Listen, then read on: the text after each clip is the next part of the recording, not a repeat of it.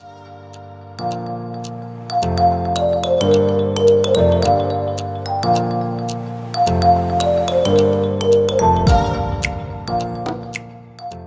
hello, school counselors and school counselors to be. Thank you guys so much for coming to my channel, The Inspiring School Counselor. And let me tell you guys, I am so excited to do this video for you guys today because I know that there's a lot of you that is getting ready to graduate with your degree in professional school counseling, and you're about to open up that door to landing your first job as a school counselor. And you might just be thinking like, how in the world did graduate school prepare me to take on such a role as being a school counselor? So hopefully with me sharing with you guys just ways that I feel like graduate school prepared me and ways that I feel like graduate school didn't prepare me, hopefully will just give you guys some insight and just, encourage you guys, because I totally believe that you're definitely not going to learn everything in graduate school. A lot of the things that you're going to find is going to be on the job, you working in that field and you're really going through the experience. So let's not prolong the time. If you have not subscribed, make sure you subscribe and make sure you hit the notification bell so that you can be notified every time I upload a video. All right, y'all, let's get into it. So there's 3 things that I want to share with you guys before I really start diving into this list. The first thing is that I want you guys just to keep in mind is that I'm going to be sharing with you guys my experience. And unless you went to the same graduate school that I went to, and unless you share the same exact perspective that I share, then it's going to be different. So just keep in mind as we're going through this list. And also some of the things I'm going to mention wasn't necessarily that I wasn't exposed to it. It's just that my graduate studies program did not focus a lot of time on it that I feel like was necessary. And so with that, I was left with some things that I did not really know much about, and I had to learn on the job. And then the last thing I want to mention is that if it had not been for me already having a background of working in a school setting, working with students, I even taught, kids Bible study at my church. And so really just engulfed with working with students. If I did not have that background, some of the things that I had to do as a school counselor, I think would have maybe took a little bit longer for me to get into the groove of versus me already having that experience. So I wanted to make sure that I say that. The first thing that we're going to get into is what graduate school didn't prepare me for. And the first thing that I have on my list is how to effectively lesson plan. So this is actually something that I put in both categories because I do remember actually having a class. It was actually called orientation, where we had to go and observe a classroom and we had to put together 1 or 2 lesson plans and actually deliver the lesson. However, though I had that experience in doing that, I don't feel like it was focused on enough. And so with that being said, how to effectively lesson plan was something that I had to actually just learn on the job. But like I told you guys before, I already also had that school background working with kids, putting together lesson plans. So I was able to go back into things that I've done in my past and kind of just put all that together. And I don't know if I've ever shared this with you guys before, but I actually originally was going to school to get my bachelor's in teaching, and I just switched that, and of course now I'm doing school counseling. So I had a little bit of that background, and I actually have had a lot of school counselors, especially the new ones that reached out to me and asking me how to put together lesson plans and where do I go to find lesson plans. And so I actually had to coach them through that process. And so with that being said, I'm just gonna let you guys know now, if it is that you don't know how to put together a lesson plan, it's okay, because you have something like Teachers Pay Teachers, where there's lesson plans that's already put together for school counselors, and all you have to do is just print that off and then you just fit it to your school setting. So, but that is something that I definitely had to write down because I don't feel like my graduate school program really focused enough on that. Another thing that I want to bring out is that as a school counselor, it is going to vary whether you teach lessons or not. So when you are an elementary school counselor, you're going to find yourself morely teaching lessons, and so you're going to really utilize lesson planning.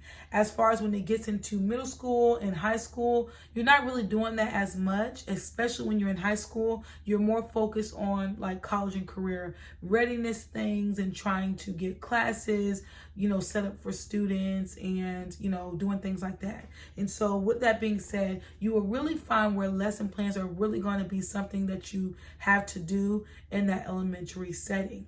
For some of you guys that don't know, I work in a primary setting, and that is definitely something that I have to make sure that I do. However, my schedule is a whole lot different than what it was before, where I was teaching 16 classes a week, which was about 3 classes a day. That was an hour long, but now it's a total different, setup where I teach 5 classes a week, an hour long, and so which is 1 class a day, and so it really worked out for me. So that is something that I have down first. The second thing that I have down is how to set up and run a 504 meeting. Oh my gosh, you guys know, if you watch my day in a life videos that I posted, and you guys know I talk randomly about this at different, videos, but 504s was something that I definitely had to just experience and learn on the job. Now, I know in graduate school we did touch on it a little bit, but it was more from the perspective of what a 504 is, who would be eligible for a 504, and why would you need a 504, and who would be a part of the committee. And I don't even know if we even got that far, but it wasn't enough to really just give me that to be secure in knowing what to do. So you will find, as a school counselor, a new school counselor, is that you're going to have to learn something like that on the job if your graduate studies program did not focus a lot on that. So yeah, how to set it up. So when I first started in 2020, I actually came in the middle of the year, and so there was meetings that I had to do that I didn't know nothing about. I was really leaning on my administrator to help me with that process, and a little bit on the school council that was there before me to kind of help me through that process. But a whole lot of it, I had to just kind of learn. And one thing that I want to say for all of you new school counselors out there is that just be open to learn and just, receive the feedback that you need so that you can be able to apply it and get better and better.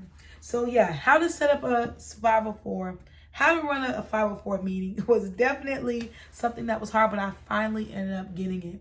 I think now that I look at me being in my 3rd year of school counseling, I think now I feel a whole lot more confident than what I did, of course, my 1st year and going into my 2nd year. So the next thing that I have written down here is how to apply school data to school counseling program. Now, I actually am torn in the middle with this because I feel like graduate school didn't really prepare me for it, but yet I still know it was something that was talked about, but once again, it wasn't focused on a whole lot. I know it's so important, especially when you are a school counselor and you're putting together your school counseling program. You want to make sure that that is going to complement the data, in the sense of, and what I mean by complement the data, you want to make sure that it's going to help the data to be pushed in the right direction, in a positive direction. And so with that being said, you're going to have to talk to your administrator to see if you can get school-wide data, to look at the behaviors, to look at attendance, to look at, any achievement scores, test scores, those different things, to see how is it that you can set up your school counseling program in order to push the students in the right direction. It had to take me, really just talking to my principal and just letting her know, look, I'm not confident in this area and I need help in this area. And so she was there to, of course, help me. So definitely you want to be open with your administrator, and don't be afraid to just mention your weaknesses. And at the same time, you want to show that you're willing to do the work in order to grow in that weakness so that you won't be weak in it no more. You'll be strong in that area. So the next thing I have written down is behavior issues, you guys. You would think that, school counselors, we're prepared to work with all different types of behaviors. However, at least in my graduate studies program, they did not equip us, and I don't even really remember us talking about behaviors on that level and how to help that child and how to de-escalate the student. And so I really wish that we focused on that. However, I will say this though, if it had not been for my internship experience, then I would not have been able to know how to react to students when they have behaviors if I did not have that school background already. And I think I shared this with you guys before. Whenever I did my internship, I had my school counselor supervisor that was there with me, and there was a really tough student that has been throwing things and throwing fits and hitting and biting and all that stuff. And I was able to see how that school counselor was able to react in, her role and how she react with the student. However, if it had not been for that experience and the prior background that I already have, then I wouldn't have been able to really know how to deal with that situation. But that is something that I wish that we actually had a class on, and not just, okay, internship, just, which is internship. What I will say, this is the best experience ever when you're able to just be hands-on in the environment. However, what if you are in an internship experience that never experiences behavior? Then you're still going into it blindly. But that I do wish that we actually had a class that talked about that. And that's just going to segue into the next thing that I have written down here, which actually is the next couple of things, which is the escalation strategies, which I already talked about, that I wish they touched more on, and classroom management. Those are the three things that I wish they had an actual class that really focused on that. I think whenever you're going to school to be a teacher, you have classes that really, focus on those areas. But however, at least for my graduate studies program, it did not focus on those areas for school counseling. So that is something that I wish that they did more of. The next thing that I have written down here is how to offer a virtual school counselor program. All right, so let me tell y'all. Y'all know 2020 is when COVID hit, and that is something that nobody was prepared for. Not even the graduate studies programs, program for school counseling was prepared for. But I hope that through that experience, that it kind of raised flags for the graduate studies program for school counseling to at least touch on that with the school counselors. And so hopefully they are working on that, because whenever I started back in 2020, January is when I started. I had a pretty good 2 solid months, but then in March, we were done. And so I had to learn how to offer my school counseling program virtually. And so I was, utilizing YouTube. I was utilizing Zoom and Google Meets and those different type of avenues to, get my school counseling program out to my students. And a lot of you guys know, because I actually shared with you guys, this whole channel is here because it was COVID and because I was delivering my lessons on YouTube to give to my students virtually. That is something that I hope that they are going to be implementing and talking more about, because you just never know if something like that could happen again, and you want to make sure that your school counselors are prepared for it. The next thing that I have written down here is how to put on events. Graduate school is not going to teach you how to put on events, okay? That's just simple. They're not really focused on that. That is something that you're just going to have to experience, go in on the job and just, be that firsthand teaching moment for you. So as a school counselor, you are going to be put in positions where you're going to have to carry out different events, whether it's safety day, whether it is bully prevention month, career day, the list can go on. And so you're going to have to be able to know how to get the right people involved. You're going to have to learn how to pull people in to be a part of the committee, so it all is not on you. You're also going to have to learn how to call different individuals to get them in to be, speakers, and to get donations and different things like that. And so those things you can only learn on the job, and each school is different. Hey, you guys, so I wanted to make sure that I would let you guys know that I do work for a school that I am the only school counselor there. So I was really just talking from that perspective. However, if you work in a school where there's multiple school counselors, you don't have to worry about putting together a committee, because most of the time, the school counselors that you work with, you all will come together to carry out the plans for the event to be successful.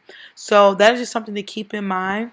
But if you are the only school counselor, then you definitely are going to want to put together like a committee or something, so everything is not on you. Because let me tell you guys, it can get hectic and busy really quick. So I just wanted to make sure I brought that out. Another thing that I have written down is how to make a DCS referral, okay? We talked about child abuse. We talked about neglect and, psychological issues that students can deal with. But I don't think we ever really talked about how to put in a DCS referral. That is just something that I learned on the job. That was just something that, oh, okay, so you go to this website and you fill this out for a student, or you can even call. You can make it through calling, but that was just something that I had to learn on the job. However, I wish that it was something that was brought up.